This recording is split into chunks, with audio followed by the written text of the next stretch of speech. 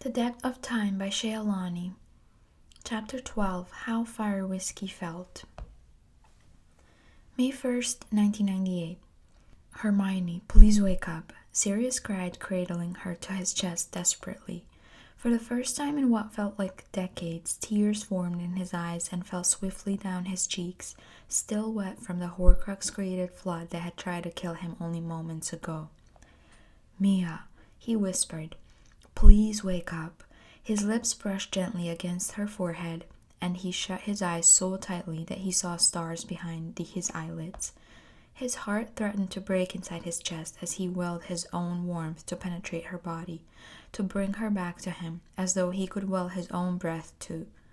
He gasped as a memory surfaced. Lily! Sirius cursed under his breath, hoping that he had paid enough attention the first time around. He moved Hermione's body gently down to the stone floor and did a rapid visual survey, determined to remember something from many years ago.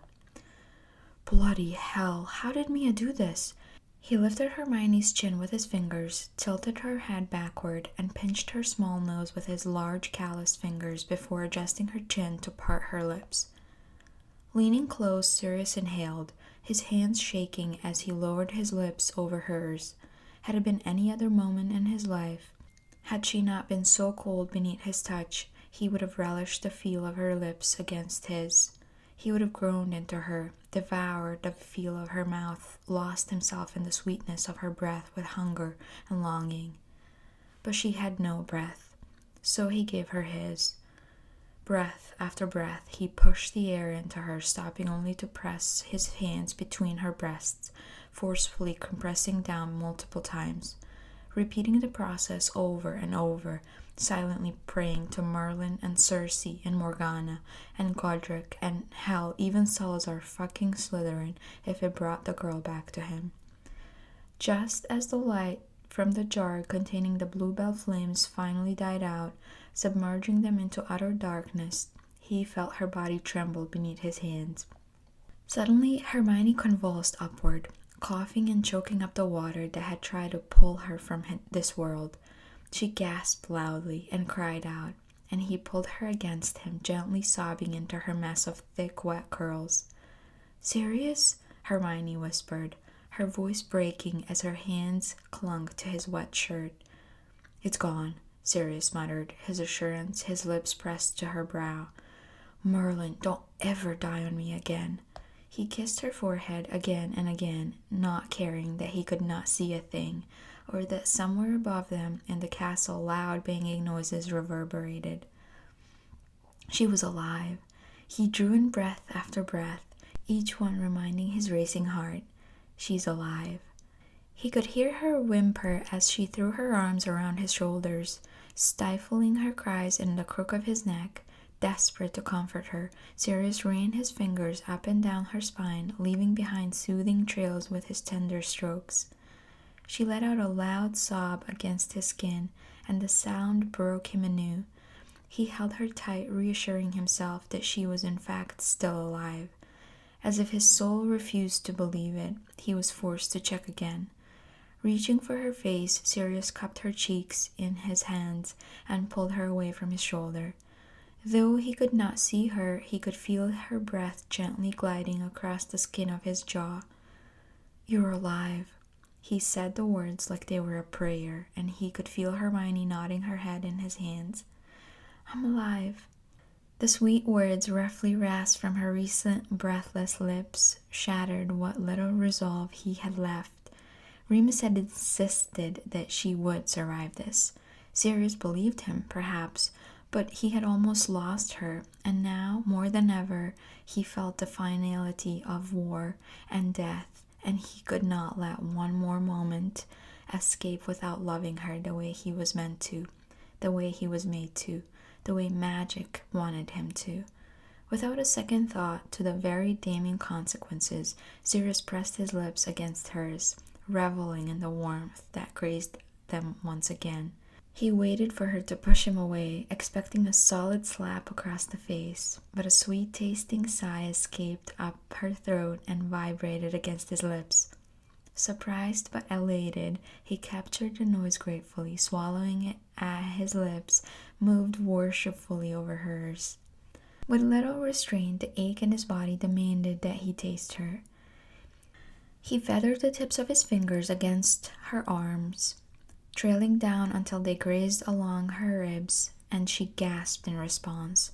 Her lips parted, and he took immediate advantage of the unconscious invitation, sliding his tongue into the wet warmth of her mouth, and growling in appreciation when she pushed her own tongue towards to gently touch his. He groaned deep in his throat as an old familiar thought came to the forefront of his mind. She tasted how fire whiskey felt. He thought he had forgotten, worried he had imagined it all. But this was real. She was alive and in his arms, giving him as much as he was taking, and he sank into the feeling of her. So overcome by the assault on his senses, Sirius almost missed the familiar tug of something deep inside of him that made him think, "Do you feel that too? Please feel it too." He dug his free hand into the tangle of messy chestnut curls at the nape of her neck, holding her tightly against him as the hungry beast within his chest growled for more. She made sweet little mewing sounds against his lips, and he drank in every last one of them, promising to coax more out of her as though it was the sole purpose of his existence. Maybe it was. Her soft whimpers and moans fueled the fire within him that had not burned in almost 19 years. And he suddenly felt as though she had never left him. No death, no war, no Peter, no Voldemort, no betrayal, no loss, no bloody Azkaban, and certainly no veil. There was just her, only ever her, just this moment in the darkness, nibbling fervently at her lower lip and licking at the mark immediately after. She whispered his name, and Sirius moved his hands to her lips, pulling her into his lap and against his hard body on instinct. She winced at the movement, bringing a hand between her breasts, inhaling slowly. He realized that he must have hurt her with the compressions earlier. A part of him thought to release her, but then he felt the pressure of her hands on his chest, expecting to be pushed away. He was startled when she began to explore him instead. Sirius keened at the touch, slanting his mouth over hers and stroking his tongue inside of her mouth in a desperate attempt to silently communicate all the thoughts in his head and his heart. He wanted her to know everything, to know the truth, and he worried that he would be dead before the right moment came for her to learn it all. Magic plucked at his soul like a guitar string, vibrating between the two of them. A shared melody that formed itself into a song repeated in both of their minds with only one lyric, mine. Hermione smoothed her hands up the column of his throat, burying her fingers in his long black locks and groaning against him, tightening the grip she had on his hair. The darkness made it easier, gave her a confidence she did not know she had. She wanted to vocalize everything she was feeling, but did not have the ability to properly form coherent thoughts, let alone voice them aloud. She wanted to tell him that this kiss was everything to her. Upon opening her eyes, she had felt the lingering tingle on her lips that told her how he had saved her life, and a part of the sob she had cried into his shoulder was over the fact that the tingles were fading, and she did not even remember what he had felt like. She wanted to tell him that she felt those tingles now. They spread like fiend fire against the skin of her neck, flooding down her chest and burying themselves into a pool in her belly. She wanted to tell him that he tasted like sugar quills, and how when she was deep in study mode she sucked on the candy eagerly, a thought that put erotic and inappropriate fantasies in her mind, causing her to push further against him, trying to melt into the feel of his hands on her thighs. She wanted to tell him many things, but hide other secrets deep down. She wanted to hide her anxiety and worries. She wanted to hide the fact that she was terrified that it was the unspoken magical bond she had created with blood magic that was driving him to touch her, tease her, and plunder her mouth with such vigor. She wanted to hide her inexperience and the fact that though she had dreamt of a kiss like this for years, she had never experienced one like it, or one at all. Victor had been nothing but a gentleman when he had escorted her to the Yule Ball 4th year, and despite what Ginny told Ron, he had left Hogwarts with a mere kiss to Hermione's knuckles in a farewell, nothing more. Cormac McLaggen had gotten close, going so far as to attempt to trap her beneath charmed mistletoe at Slughorn's Christmas party, but Hermione had escaped without ever touching his lips. Though his hands had gravitated towards hers more than she would have cared to admit, everyone had assumed that she and Ron would end up together, but seeing what happened last year with Lavender put him in a new light, and whatever mild, childish feelings she had formed for the redhead had turned familial all too quickly. Her previous fancies and suitors had all been boys, save for the embarrassing infatuation she had once held for Gilderoy Lockhart, as well as a more secretive crush on a different Defense Against the Dark Arts teacher the 3rd year. But this man in her arms was just that, a man. He did not fumble with his movements and did not touch her with hesitation. His affections were not clumsy or rushed. He was precise without being predictable, surprising considering how reckless and impulsive he often could be. His ministrations lit a fire in her belly. As his fingers grazed the sides of her breasts, her head fell back and she let out a soft cry. A shiver descended her spine like a cool water on the hottest day of summer. Something fluid burned inside her like liquid fire. It felt like it was flowing out of her and into him, returning to her body and bringing something with it that sparked with energy. The sparks went off in time like Morse code. Tap, tap, tapping between them, spelling out mine. Sirius forced himself to pull away from her. The pulsating tone he felt more than heard inside of him was too reminiscent of moments from his past, and he needed to remind himself that this was still Hermione in his arms, and she was not ready to know everything that he knew. He could hear her panting in the darkness, gasping for air, and a part of him felt guilty for depriving her of oxygen, considering the lack of such had literally almost killed her minutes ago. Though her lips no longer connected, he felt incapable of releasing her, knowing that the moment he did, she would leave his arms forever. He had kissed her. He had just kissed Hermione, the 18-year-old best friend of his godson, and he had not just kissed the girl, he had properly and thoroughly snogged her. Half of him wished that the moment would not end, that he would never have to face the consequences of his actions. The other half of him was desperate for light, so he could see the disheveled state he knew she was in. He wanted to witness for himself her wild curls, her flushed cheeks, and her swollen lips. But darkness and silence continued, broken only by the sound of their breathing. Hermione, he finally spoke, but his voice was immediately silenced by another, a high, cold voice that permeated the air around them. There was no telling from where it came. I know that you are preparing to fight. Your efforts are futile. You cannot fight me. I do not want to kill you. I have great respect for the teachers of Hogwarts. I do not want to spill magical blood. Give me Harry Potter, and none shall be harmed. Give me Harry Potter, and I shall leave the school untouched. Give me Harry Potter, and you will be rewarded. You have until midnight. The silence once again swallowed them, and this time both were holding their breath. Hermione was first to break away, both vocally and physically, as she climbed out of Sirius's lap. We have to go. We have to go help Harry. Without another word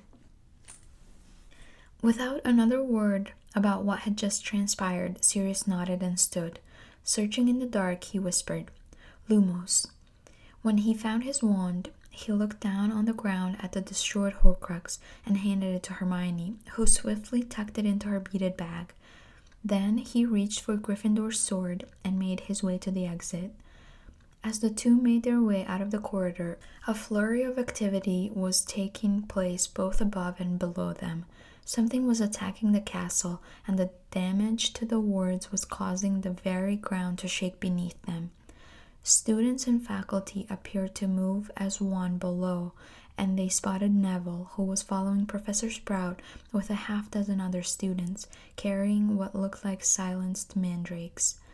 Sirius gave a throaty chuckle and rubbed the pad of his thumb over his wand, adjusting his grip in preparation. "Looks like we almost missed out on all the fun." "Room of requirement," she blurted out, ducking her head down as she moved as though she were trying to hide the blush that he could so clearly see. "We have to see if the order arrived." She spoke quickly and moved faster, darting up the staircase and making her way to the 7th floor. When they turned the corner, their eyes widened at the sight of Harry and Draco sitting against the wall, breathing heavily, with what looked like ash smudging their faces. Harry's glasses were partially fogged over, and Draco's normally white blonde hair was stained gray. The unconscious body of Crabbe and Goyle were piled into a heap nearby. Both boys had clearly been stunned and bound. "What the hell happened to you two?" Sirius demanded. "Malfoy," Harry said in between breaths, "saved me," Hermione gasped. "You saved Harry?" "Where do I collect my Order of Merlin?" Draco quipped, panting. "Found it." Harry tossed a broken and blackened tiara at Hermione's feet. "How'd you lot do?" he asked, a chuckle slipping from his throat, followed by several loud coughs clearing smoke from his lungs. "Destroyed," Hermione said vaguely. "How'd you get rid of yours without the sword? And why are you two covered in soot?" "I remembered seeing the diadem last year when you made me get rid of the potions book," Harry said, a remnant of bitterness coloring his voice. "I went in to get it and found myself face to face with Malfoy and those two." He gestured to Crabbe and Goyle. "They tried to Avada Potter," Draco muttered, shaking his head in obvious disapproval. "Even if I wasn't on your side, that's a stupid move. Everyone knows the Dark Lord wants him for himself. I stunned them before they got him." "Not before one of them cast Fiendfire in the Room of Hidden Things," Harry blurted out. "Fiendfire!" Hermione shrieked. "How did you escape?" "Take it down an octave, Granger," Draco scowled. "You are looking at the two best seekers this school had ever seen. We flew." He gestured to the two single brooms resting against the opposite wall. Sirius glared at the unconscious Slytherins, and he must have been growling under his breath because Draco stopped into his line of vision and said, "They're just like me, but they didn't get away out in time. They tried to kill my godson. And they'll go to trial for that. You know what trials are, don't you, cousin?" Draco asked pointedly. "If I was informed correctly, you never got one. You wouldn't let me murder their fathers. You told me I wasn't a killer." He stood and came face to face with Sirius. "Don't be a hypocrite." It was shocking for Sirius to see the family resemblance in the boy. Draco's dirty hair helped to disguise the fact that he was often thought the spitting image of his father. In this light, he could see the black blood in him, especially his gray eyes, which Sirius knew matched his own almost perfectly. Silently acknowledging their shared family trait, he took a step backward, refusing to admit defeat but instead calling a truce. "Get them out of my sight," he ordered Draco. Abruptly, Hermione let out a loud gasp, and all three wizards turned to face her with intense expressions and drawn wands. She covered her mouth and gave Harry and Sirius a guilty look. "Sorry," she whispered. "I just realized. Harry, the snake is all that's left." Before they had a chance to respond to her, the ground shook and an explosion resounded at the other end of the corridor, followed by the distinct shouts and the sound of spells ricocheting off stone surfaces. The four ran toward the commotion to find three redheads amongst a large heap of rubble. "Ron!" Harry shouted. Ron groaned and pushed large stones off his body. "I'm all right." Fred and Percy stood protectively over him, each dueling a Death Eater. "Bloody Death Eaters are blowing up the bloody castle now," he growled as Harry jumped over to help him on his feet. "What's new with you?" His blue eyes held a look of mirth as Fred and Percy grinned while shooting stunning spells and destructive curses at their opponents. Harry laughed. "Oh, fought a few fires, destroyed a couple Horcruxes, made some new friends." "We're not friends, Potter." Draco glared and Harry laughed harder. "Enough!" Hermione scowled at the scene. "Harry, it's time to end this. We need to find the snake," she insisted, reaching forward to grab his spectacles, running a gentle scouring charm over the lenses before handing them back to him. "You need to find out where Voldemort is because he'll have the snake with him, won't he? Do it, Harry. Look inside him." As Draco turned to help Fred, Ron, and Percy fight off their attackers, Sirius remained on the other side to make sure they were not attacked from behind. He kept an eye on Harry as he closed his eyes, Hermione watching carefully as she knelt next to him. With a gasp, Harry pulled back and opened his eyes. "He's in the Shrieking Shack," Harry blurted out. "The snake's with him. It's got some sort of magical protection around it. He's there with Snape." "Voldemort's sitting in the Shrieking Shack?" Hermione asked, outraged. He's not even fighting?" "He doesn't think he needs to fight," Harry said. "He thinks I'm going to go to him." Hermione asked. "But why?" "He knows I'm after the Horcruxes. He's keeping Nagini close. Obviously, I'm going to have to go to him to get near the thing." Sirius noticed that Harry was fumbling with the file of memories that Snape had given him hours earlier. "Right," Ron said, squaring his shoulders. "So you can't go. That's what he wants, what he's expecting. You stay here and look after Hermione, and I'll go and get it." Harry cut through Ron's words. "You two stay here. I'll go under the cloak and I'll be back as soon as I—" "What cloak?" Draco chimed in. "He's got an invisibility cloak," Ron answered. Draco rolled his eyes. "Of course he does." "No," Hermione said. "It makes much more sense if I take the cloak and—" "Potter," Draco muttered. Sirius snarled. "Over my dead body." "Don't even think about it," Ron shouted at the same time. Draco raised his voice. "Potter!" Draco screamed, and everyone turned to look at him. "Grab your bloody cloak and head to the shack. Take Black with you. Weasel will stay here with the other weasels to keep the Death Eaters at bay while Granger and I cover you." Ron glowered. "What gives you the right to hand out orders?" "The fact that no one else is fucking doing it," Draco barked, and before the two wizards collided, Hermione stepped between them, wand raised. "Go, Harry, put an end to all of this," she pleaded, and then rushed forward, pulling her best friend into a hug and kissing his cheek. Harry smiled at her and turned to leave, gesturing at Sirius to follow, but Sirius paused, looking down at Hermione. He realized that the two of them had not properly made eye contact since leaving the dark, caved-in passageway. Not that they had done much with their eyes down there in the first place. "Go," she whispered and hugged Sirius close to her. "Come back safe, both of you." Sirius smiled and kissed her forehead before turning on the heels of his dragonhide boots and following Harry. Hermione watched longingly as Sirius disappeared around the corner. "Come on, Granger," Draco ordered. Ron gripped Draco's robes tightly and glared at him. "She's not going with you." "We don't have time for this," Hermione shouted and turned away from them both to go after Harry and Sirius.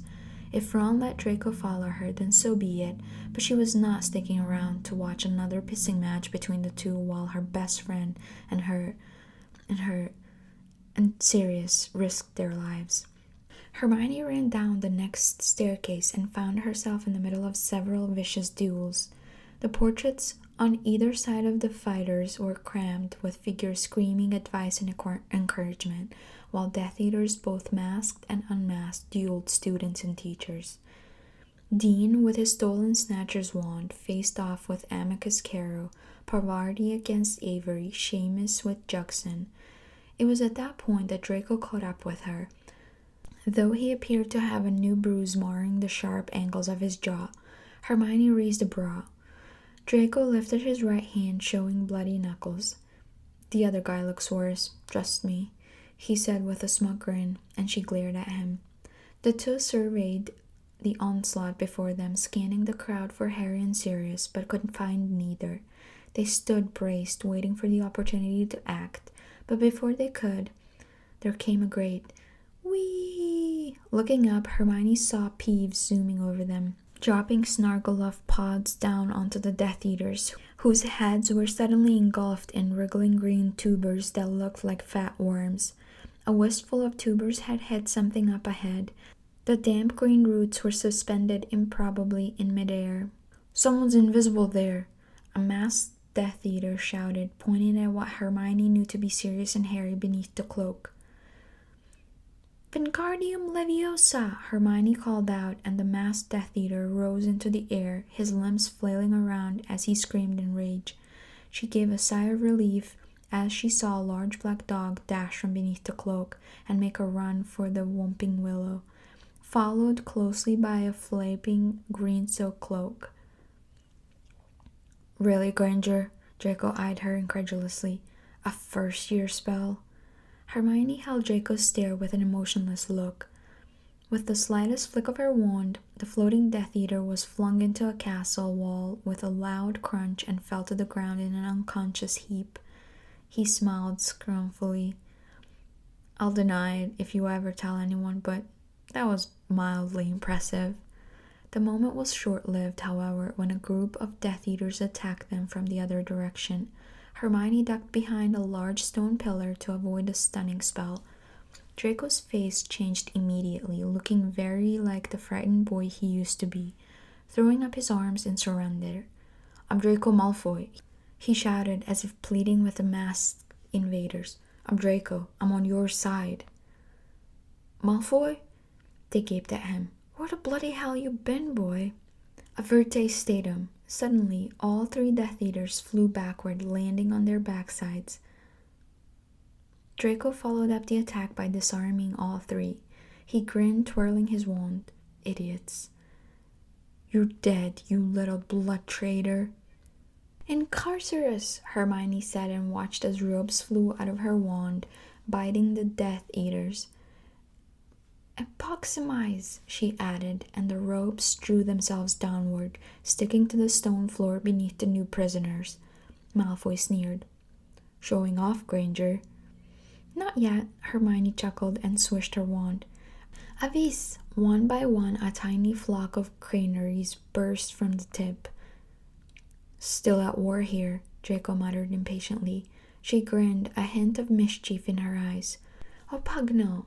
The canaries descended and began viciously attacking the Death Eaters, who began to scream and trash against their binding, to no avail. Draco, against his better judgment, looked amused by the sight, and Hermione beamed in response. "Careful there, Granger," he gave her his famous smirk. "People might think you're flirting with me, and something tells me that you're already spoken for." He winked at her, and her face heated.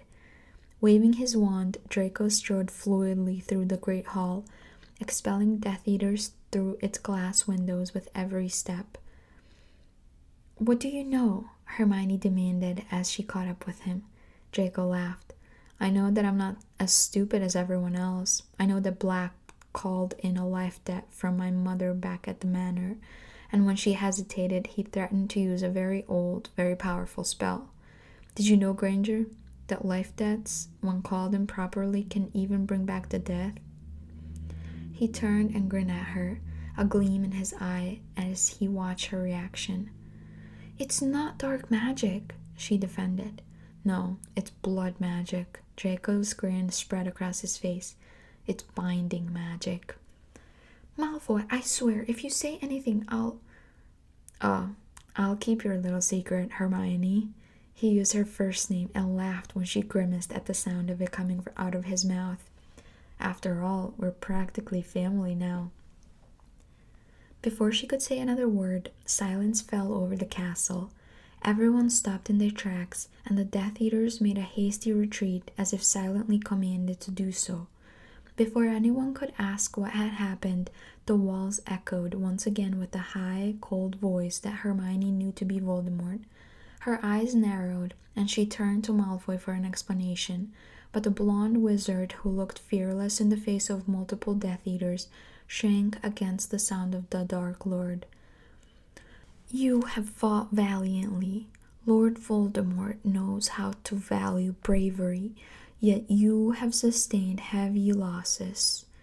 If you continue to resist me, you will all die one by one. I do not wish this to happen. Every drop of magical blood spilled is a loss and a waste. Lord Voldemort is merciful. I command my forces to retreat immediately. You have 1 hour. Dispose of your dead with dignity. Treat your injured. I speak now, Harry Potter, directly to you. You have permitted your friends to die for you rather than face me yourself. I shall wait for 1 hour in the Forbidden Forest. If at the end of that hour you have not come to me, have not given yourself up, then battle recommences. This time I shall enter the fray myself, Harry Potter, and I shall find you, and I shall punish every last man, woman, and child who has tried to conceal you from me. 1 hour. Hermione looked up terrified at the thought that Harry and Sirius had not made it to the Shrieking Shack if Voldemort was still alive. But he had called for Harry specifically, which meant that Harry must still be alive. She scanned the great hall where the wounded were being carried in by the droves. A glance at Draco, who was recovering from the announcement, made her think that he was trying to decide whether or not he had picked the winning side. And that's the end of chapter 12.